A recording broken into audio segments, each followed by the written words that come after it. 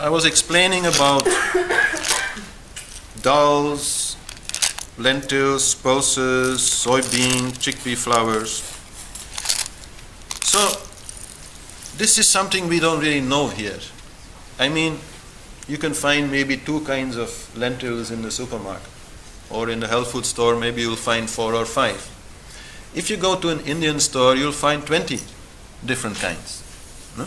So I just pass this on. You just have a good look how many different things there are. I just took from every can that I had. I put a little bit to show you the variety that is there, and it's actually also very cheap to buy these things. So you buy a little bit of that everywhere. You have such a variety in taste, in effect that it has on you, in nutritional value, in things that you can do with it. It's just quite amazing. And definitely at that point, leaving meat and going for vegetarian stuff, because these are really good meat substitutes, is becoming so much more fun and more easy. Mushrooms also, of course, are a good source of protein, and nuts. I use lots of nuts like almond and cashews and coconut.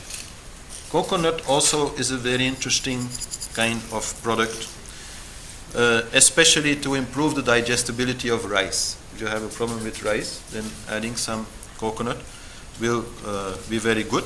And coconut also helps in anger issues. So if you have anger issues, regularly have coconut. Then another kind of, it's rather like a nutty seed or a seedy nut, I don't know, is sesame seeds. Sesame seeds are very good for your brain. Lots of phosphorus. So it's something I regularly give my son also, who is studying a lot and really needs his brain. So lots of sesame is there. And then when it comes to oils that you use for frying things, then aside of, let's say, olive oil and sunflower seed oil and all these other vegetable oils that are there, one thing which is very common in India is ghee. Ghee is clarified butter. I said they have lots of milk, so they have lots of milk products and they use a lot of it. Clarified butter is very different from regular butter. If you melt butter, then you have some oily liquid, and on top of it some white stuff is floating. This white stuff is actually the protein, and the oily liquid is the oil. So when they make ghee, they a little bit heat the butter so that this white stuff comes on top, and they take it off and they make some other foods of that. You can also add it to your soup, for example, if you make the ghee yourself. And then what remains is the oil, and the oil is very easy to preserve, which in India is an advantage, if you don't have a fridge, or if the electricity goes, as it often does. So ghee you can store outside of the fridge, and I think it's just very tasty to make food with some ghee instead of always only having vegetable oils. So ghee is now also easily available here. I used to make it myself until it really became so easy to get, and now I'm not bothering, I just buy it. And then another milk product which I did not bring because I didn't have it anymore is fresh cheese, which is also very much used in India in dishes, and this is called paneer. And the good news is that since a couple of months we can actually buy it here in Ghent in a shop on the Brusselse Steenweg, a new Indian shop which is there, and it's great quality, it's really quite fresh, and makes for great dishes, among which palak paneer, which is probably one of the most famous Indian dishes, which is spinach with paneer inside. So paneer, ghee. One rule that at least my teacher's family has is that one should eat at least one potato a day. I'm not saying this is like an absolute rule, but this is like a general rule that they have. So they regard potato not so much as we do as a, a source of starch, no?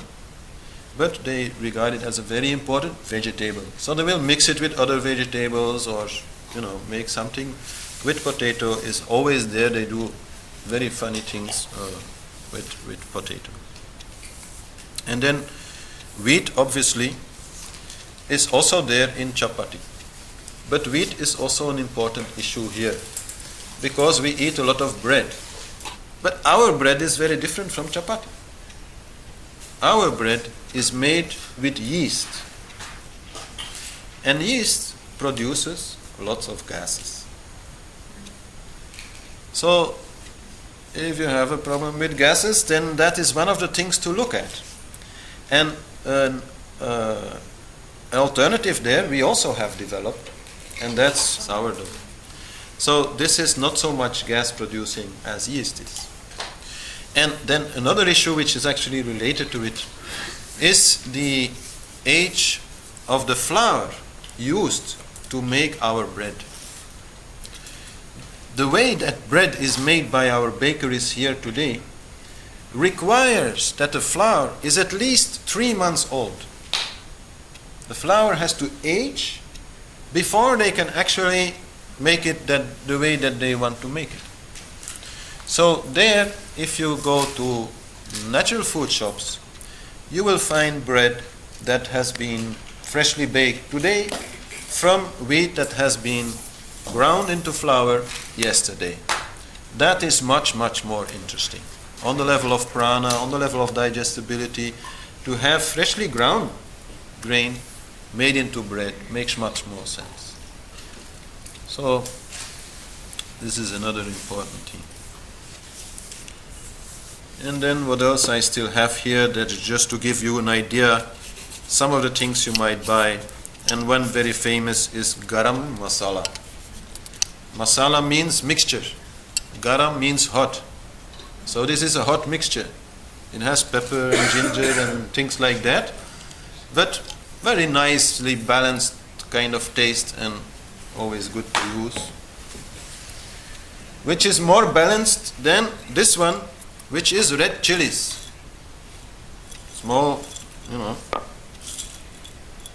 dried red chilies, very hot.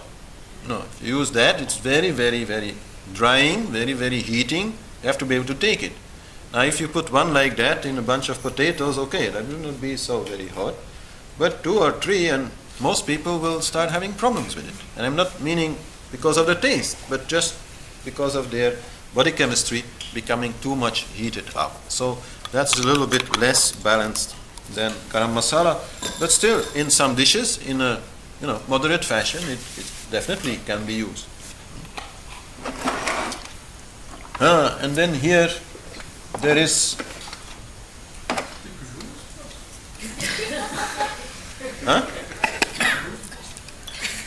What? Yes, well, that's just what I used. Another example of a masala, which is a little bit spicy, but really very little, is called tandoori masala. Tandoori masala, also very nice to use. It had such a wide range of tastes, fantastic to use in all sorts of dishes. Spicy or not? But only little bit. But I use it mostly for the taste. Right, and then there is another thing very much used in India. In India they call it methi, but we know it as fenugreek. Fenugreek comes as seeds and comes also in leaves. And both have their uses in different kinds of recipes. And I'm mentioning it especially because it is a happiness spice. In that way also some information you will find, like in the book it will say pumpkins are very good for happiness, and Fenugreek is very good for happiness. And some others are there. One, but it's more expensive, is saffron. Yeah? Saffron also very, very good for stimulating happiness. So, if you're feeling like your family is a little bit down, something happened, everybody a little bit sad, make some pumpkin soup, put some fenugreek in it, make some saffron dessert, and watch. Don't say anything, you'll spoil it otherwise.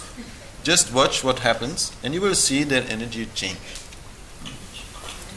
So methi is fantastic, for example, with potato. Methi aloo, fantastic dish with potato. And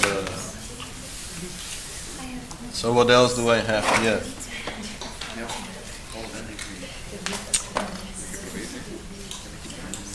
Oh yeah, this is just coriander, not in powder. And actually, I was showing it in powder because then you can easily mix it with curcuma to have curry. But if you just want to use coriander separately, then it absolutely pays to use this because this is fresh, no? And the taste will be so much stronger if then you grind this a little bit and you put it in some dish. Wow, it'll have much, much more power than the powder. And this obviously goes for most spices. Like you can use powdered ginger, but if you can use fresh ginger, so much nicer, no? And so much more powerful also. And then another one is clove. Very often used also, a little bit like cumin. Can be put in rice, is a little bit like digestive effect in that kind of products. But also very good detox, very good also to kill intestinal parasites.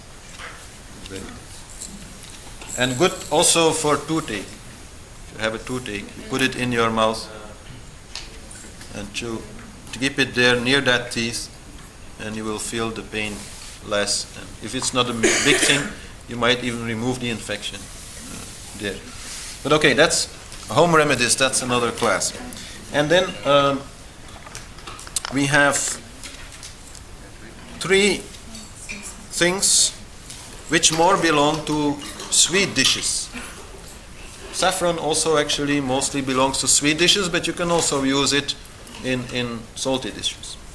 But green cardamom is fantastic.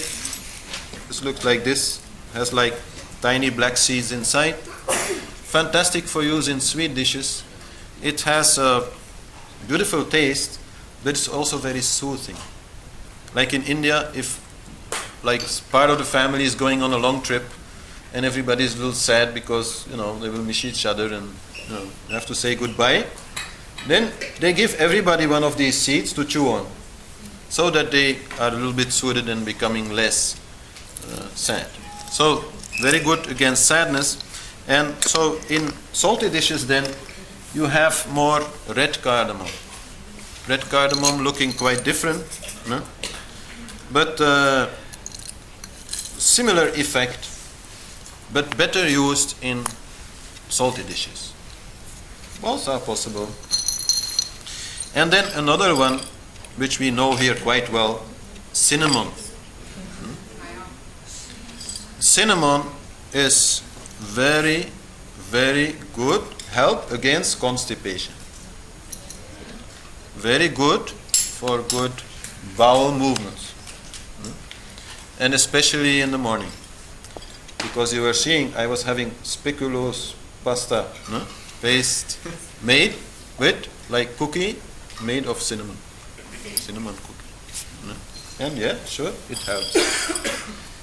And cinnamon, just like this eating or tea or what? How to? Well, like this, you can easily put it in vegetables and things.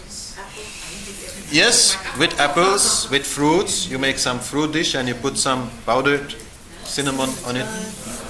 Yeah. Yeah, milk cereals also. Yeah. Yeah. Oh, good. So these are the basic things. I mean, I could have brought like 3 or 4 times more of strange stuff that I have, but I thought, okay, let's keep it a little simple and within the time, and not like make you feel like you have to buy a new closet in your kitchen, you know.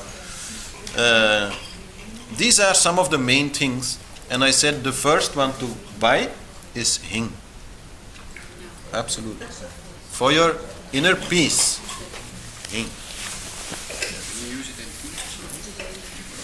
You can, but it's not tasting very good in sweet things.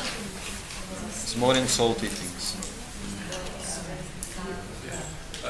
With the bread thing, I also feel after eating a really good bread, as we have it, I feel very happy. Yeah. So I'm looking for an alternative. Do you have some suggestions where you can easily find, maybe even in a bakery? Well, as I said, no, sourdough bread is one thing to try. Definitely avoid white bread because it's very constipating. No?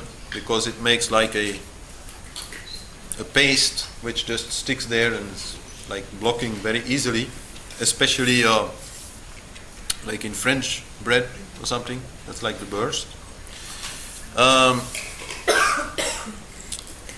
Making your own bread and adding some spices and things to it also is an option, like my brother is doing. He can tell you a lot about that. I never really went that far, but he made very special kind of Indian kinds of breads, but you know, with Western style, good, which are very easy to digest. Sometimes he gives me one, you know, so I know it. But basically, it's not so easy here to replace bread.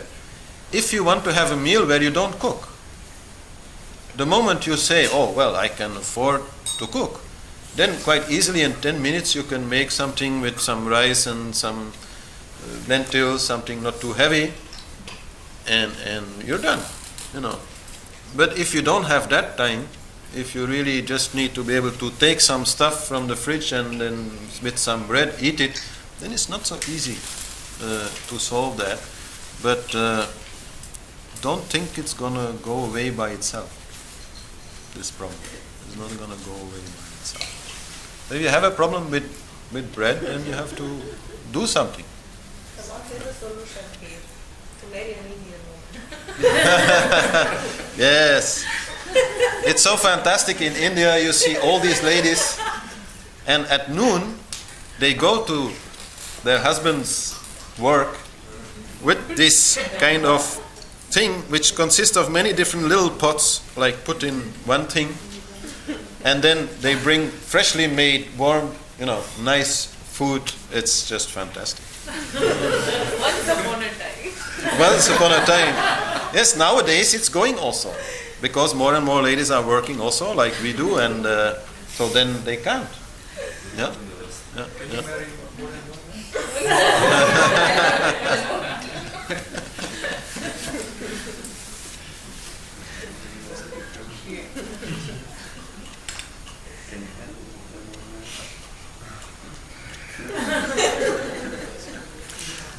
But some cumin, cumin can really help with that also.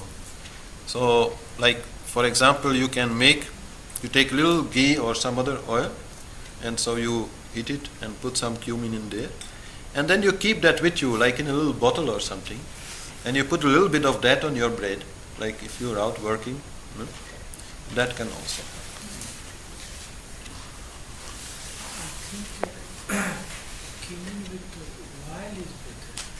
With oil. With oil, better than ghee.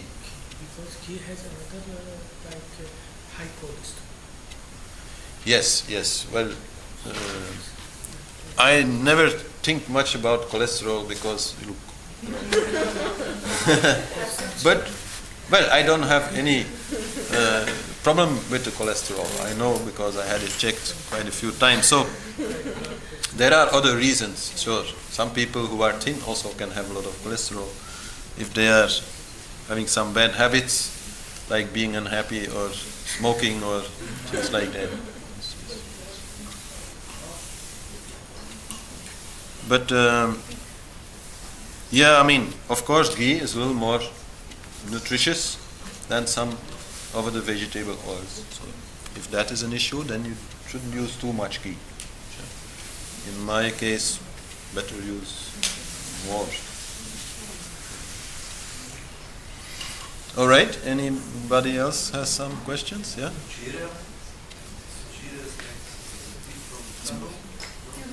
There is a black cumin seeds. You have cumin seeds, and then you have black cumin seeds. It's more or less same kind of effect, a little different in taste. Some dishes they will use regular cumin, and some they will use black cumin, but not so much difference in effect. But that's also good for the food digestion. Oh yeah. It's good. Something can you suggest it for breakfast? Breakfast. Fruits, definitely. They really belong there.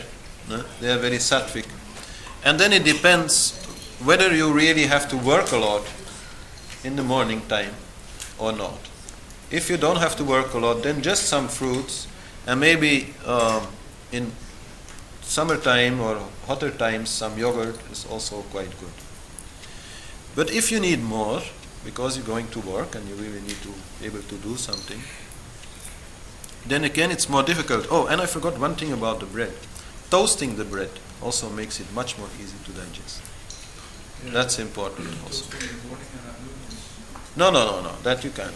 Then you have to take a toaster to work. Or, yeah. But definitely that's one I forgot. So then in the morning you can eat toast. But the best thing is to do what the Indian ladies are always doing so nicely. They're making some fresh kind of kheer, which is like milk with some cereal in it, but nicely cooked, like pudding or havermout pap. Yes. Oat pudding, or how you call it, I don't know. Things like that are the best. And if you can use the whole grain oats and flatten them, I already was explaining that once, flattening them before you actually start making this, that's the best. Because oats are very high, quality of foods, very much energy in there. But if you can flatten them, there's small machines like that you can use to make your own flakes. And then with these flakes, make some pudding. Wow, that's really powerful, but easy to digest. Where do you buy the whole grains? In natural food stores, you can easily buy that. But it's actually true for other grains also. You can make it with wheat and you can make it with rice. You take whole rice and you put it through that machine and you also get rice flakes. It's a fantastic thing to have. Yeah. The stupid thing about it is that the whole grain of oat is more expensive than the grain of maize. Yes, but okay. Life is expensive. Yeah, but Quality is expensive. should be less expensive. Yes, sure. But what do And you... what time should we eat the last meal? Can we eat after 6? Well, as I said, best before sunrise. But the main thing is 3 hours before going to sleep. That's the main thing. So that you have enough time to digest it before you go to sleep. That's the main thing.